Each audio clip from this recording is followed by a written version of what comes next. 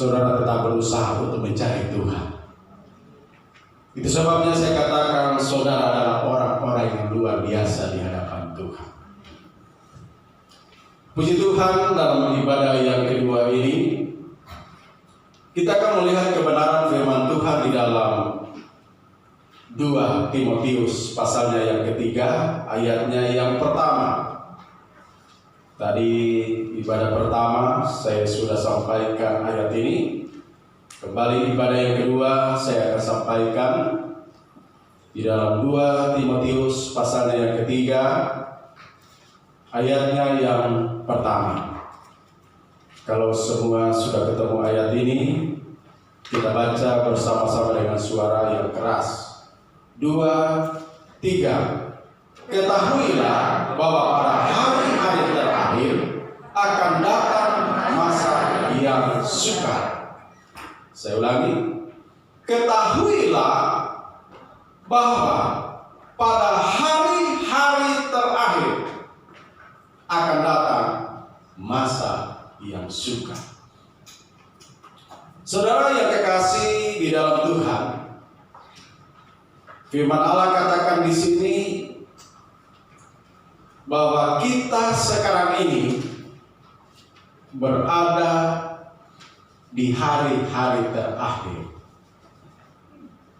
Artinya kita sekarang ini sedang berada di penghujung daripada zaman ini, atau kita sedang berada di akhir zaman hari-hari ini. Firman Allah katakan di sini bahwa pada hari-hari terakhir akan terjadi masa yang sukar, akan terjadi masa yang sulit, masa yang tidak enak, masa yang tidak menyenangkan. Itu yang sedang terjadi hari-hari ini. Kalau saudara amati sekarang ini,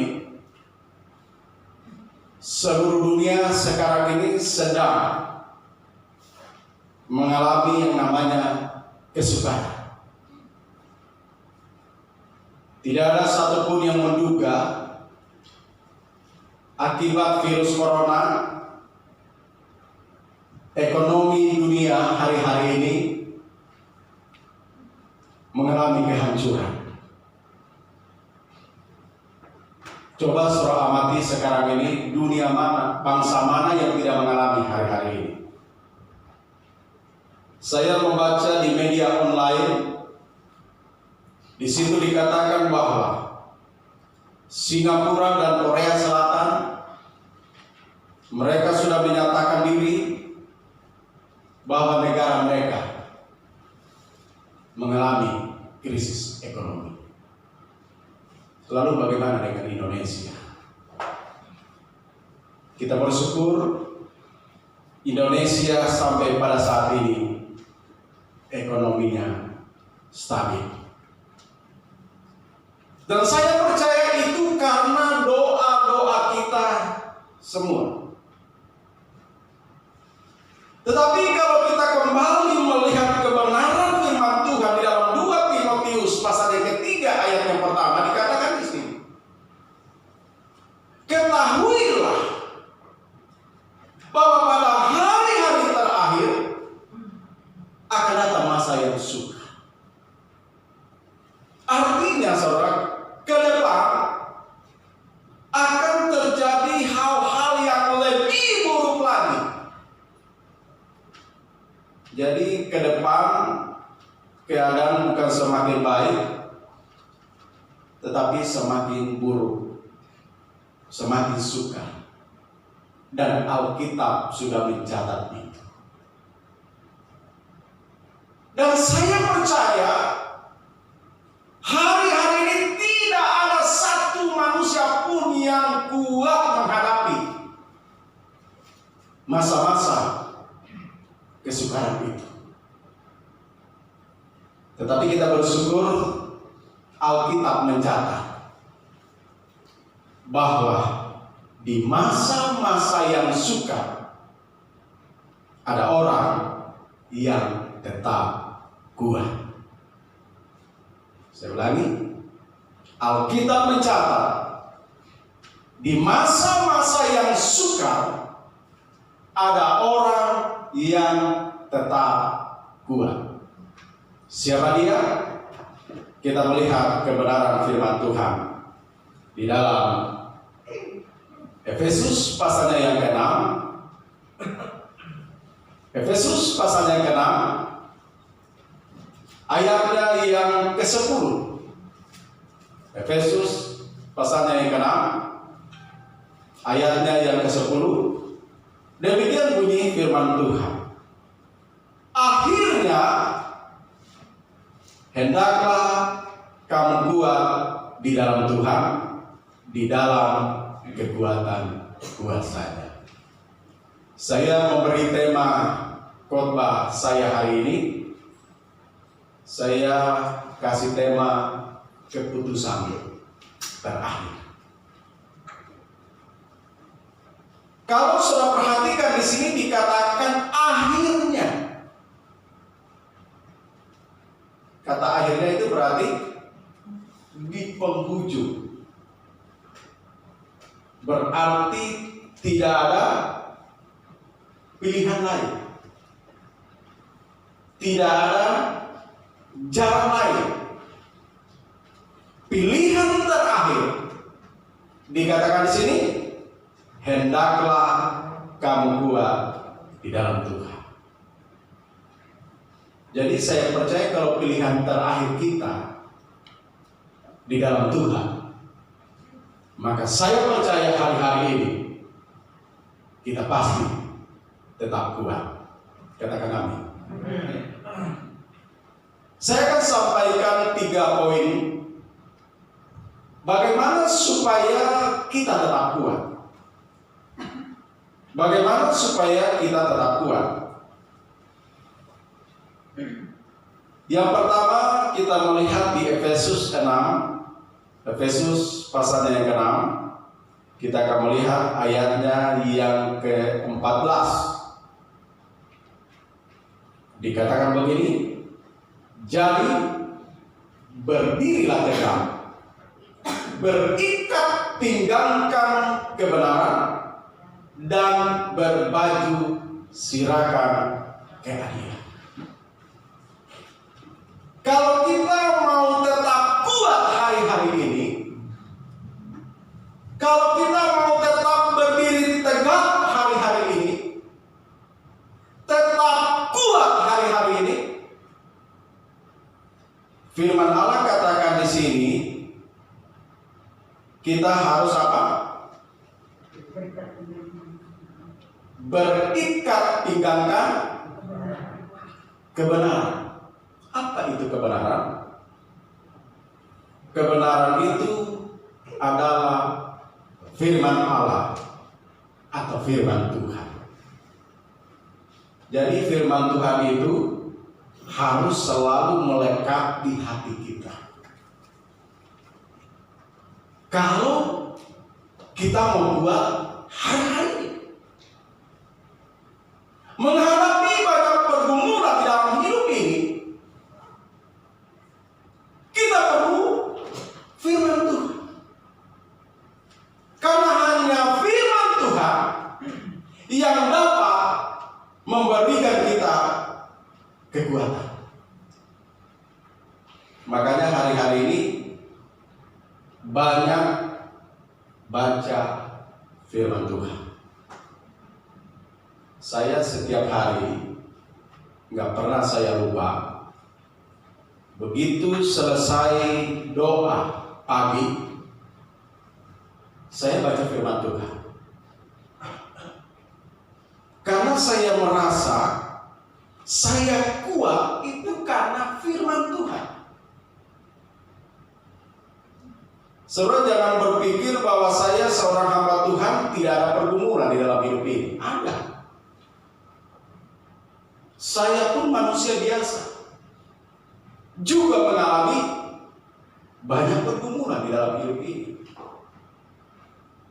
Tetapi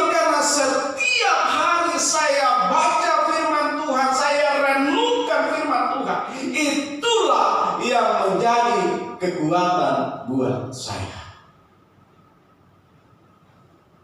Kalau saudara baca di Yosua pasalnya yang pertama, ayatnya yang ke-7 dan ayatnya yang ke-8. Suatu waktu Tuhan berfirman kepada Yosua. Yosua pasal yang pertama ayat yang ke-7 dan yang ke-8. Hanya kuatkan dan teguhkanlah hatimu dengan sungguh-sungguh. Bertindaklah hati-hati sesuai dengan seluruh hukum yang telah diperintahkan kepadamu oleh hambaku Musa. Janganlah menyimpang ke kanan atau ke kiri, supaya engkau beruntung kemanapun engkau pergi. Janganlah engkau lupa memperkatakan kitab Taurat ini, tetapi renungkanlah itu siang dan malam, supaya engkau bertindak hati-hati sesuai dengan segala yang tertulis di dalamnya, sebab dengan demikian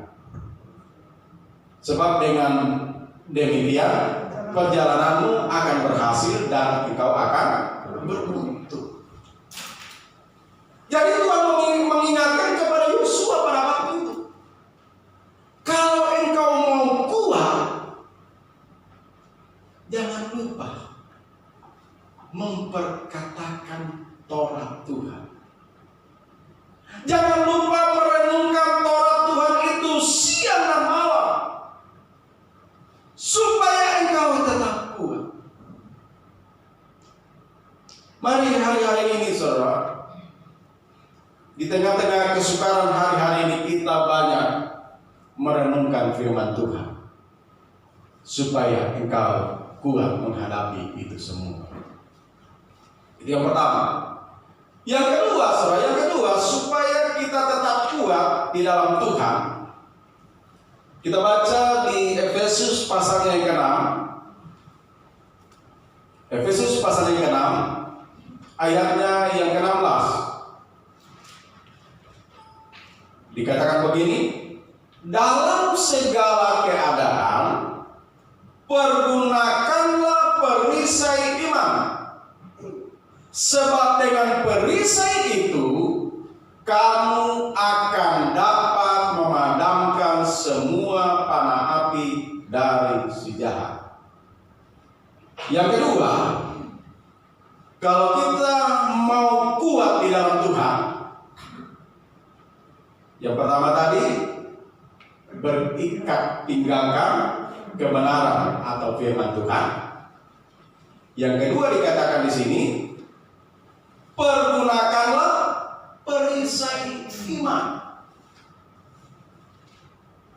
Di zaman Romawi ada dua macam perisai. Yang pertama, perisai yang kecil yang melindungi muka dan dada. Yang kedua adalah perisai yang besar yang bisa menutupi semua tubuh kita ini dari serangan musuh. Itu namanya perisai yang besar. Nah, firman Allah katakan di sini, saudara, iblis itu berusaha untuk melontarkan panah api. Supaya apa?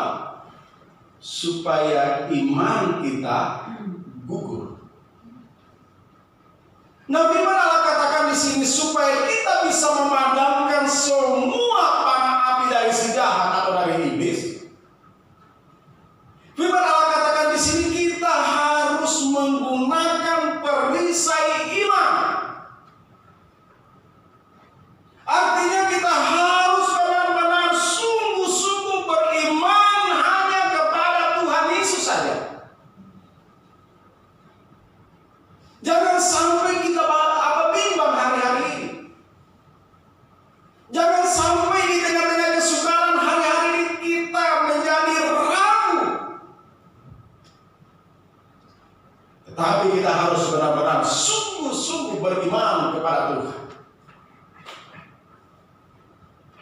Saya, saudara, benar-benar cuma beriman sungguh-sungguh kepada Tuhan.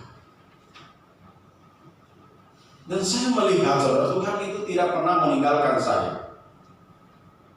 Tuhan itu tidak pernah membiarkan saya di masa-masa yang sukar. Saya selalu melihat berkat-berkat Tuhan yang luar biasa dinyatakan di dalam kehidupan saya.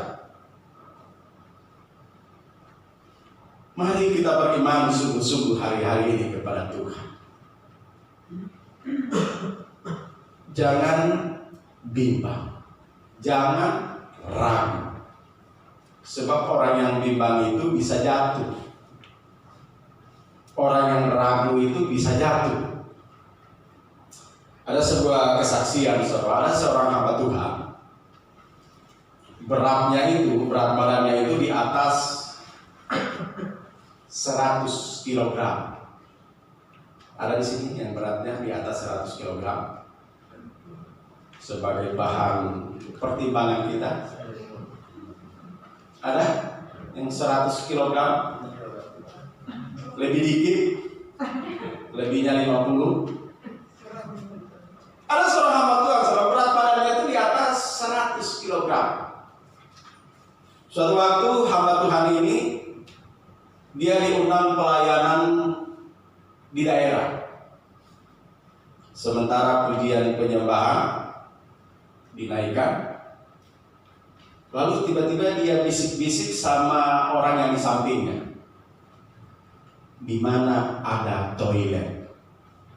Lalu yang di sampingnya bilang begini, Pak Pendeta, di desa ini kalau mau buang air kecil di bawah pohon. Oh enggak, saya cari toilet. Lalu orang yang di sampingnya bilang begini, Pak Pendeta, mari saya antar ke toilet. Lalu mereka pergi ke belakang rumah saudara. Nah di daerah itu, mereka kalau bikin toilet itu kira-kira 100 atau 200 meter di belakang rumah. Mereka cuma gali mungkin 1 meter kali kedalamannya. Kemudian dipagar keliling. Kemudian cuma ditaruh 2 bambu. 1, 2. Jadi yang di bawah itu kelihatan, saudara. Aromanya juga lumayan, saudara. Mulai ini pendeta datang, dia lihat-lihat, lalu dia mulai bimbang. Karena badannya besar, saudara. Mulai bimbang dia. Dia mulai injak itu bambu. 1 lagi.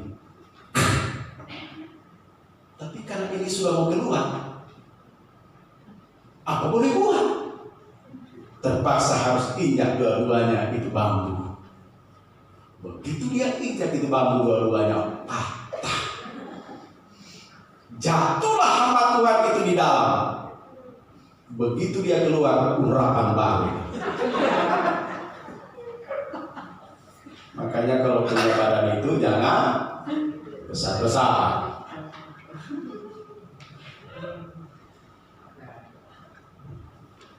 Sebab orang yang bimbang itu bisa jatuh. Demikian juga kalau iman kita itu suka ragu, bimbang, lama-lama kita bisa jatuh. Iman kita bisa gugur. Makanya firman Tuhan katakan di sini, gunakanlah perisai iman supaya kita tetap kuat di dalam Tuhan. Poin yang ketiga, bagaimana supaya kita tetap kuat di dalam Tuhan? Kita akan melihat di dalam Efesus pasal yang ke-6. Efesus pasal yang ke-6 ayat ke-18. Efesus 6 ayat 18 dikatakan begini, dalam segala doa dan permohonan berdoalah setiap waktu di dalam roh dan berjaga-jagalah di dalam doamu itu dengan permohonan yang tak putus-putusnya untuk segala orang kudus. Yang ketiga dikatakan di sini, kalau kita mau kuat hari-hari ini, saudara. Yang pertama tadi, berikat tinggalkan kebenaran atau firman Tuhan. Yang kedua, gunakan perisai iman. Yang ketiga, kalau kita mau buat hari-hari ini, banyak berdoa. Banyak berdoa, saudara. Karena kekuatan kita itu hanya di doa. Ambil waktu di tengah-tengah kesibukan kita untuk selalu berdoa kepada Tuhan, supaya kita kuat hari-hari ini. Saya setiap hari kalau saya ada di rumah, saudara, saya hitung-hitung dalam sehari saya ambil waktu untuk berdoa itu bisa sampai 3, 4, bahkan sampai 5 kali. Tapi rata-rata 3 sampai 4 kali, saudara. Saya berdoa kepada Tuhan. Saya ambil waktu, saya datang menyembah Tuhan, saya datang berdoa di hadapan Tuhan. Karena saya menyadari kekuatan saya itu hanya dengan doa. Jadi kalau hari-hari ini kau banyak pergumulan di dalam hidup ini, banyak berdoa. Usahamu mulai goyang hari-hari ini, banyak berdoa. Sulit mendapatkan pekerjaan, banyak berdoa. Belum dapat pacar, banyak berdoa. Amin. Gak yang amin. Kelihatannya semua sudah dapat. Ekonomi sudah mulai tidak bagus, banyak doa, saudara. Saya percaya kalau kita banyak berdoa, pasti kita melihat banyak mujizat. Kan ada yang bilang begini, banyak berdoa, banyak berkat. Sedikit berdoa, sedikit berkat. Tidak berdoa, tidak ada berkat. Mau pilih yang mana dari 3 ini? Banyak berdoa. Haleluya. Puji Tuhan.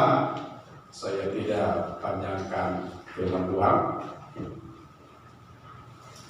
Ya, saya undang kita bangkit berdiri semua.